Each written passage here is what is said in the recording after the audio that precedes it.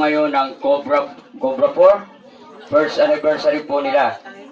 At nagpapasalamat din po ako sa ating mga nakakataas, si ID Thompson at kay Chief, si GS Chief, at sa lahat po ng mga matataas po.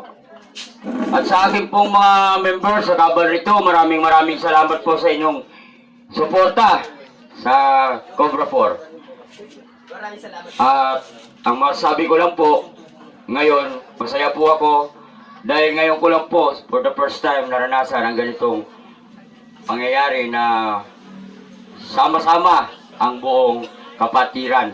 Dahil po sa pinanggalingan ko po, kapag kami ay nag-motorcade, kami lang po. Dito, naranasan ko na tayo ay nagkakaisa. Tunay na kapatiran. Iba't ibang branch nagbibigay ng tiwala sa bawat isa.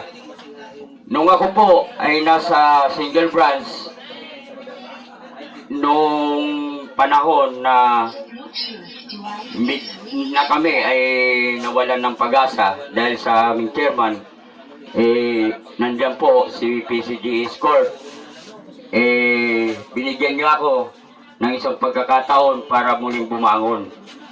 At naisama ko po ang aking mga membro dito sa DUC, DGC, Cavalry International Incorporated.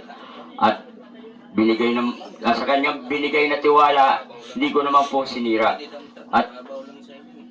At nung nakilala ko rin po si ID Thompson, masigit po akong nagtiwala sa branch na Cavalry 2. Kaya po, ang aking pong paninindigan sa Guardians, ang aking pong pinasok ay kapatiran, hindi po kaharian.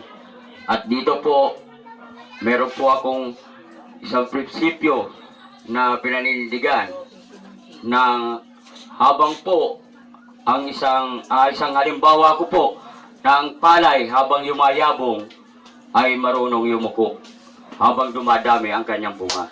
Yun lang po, maraming salamat po sa inyong lahat.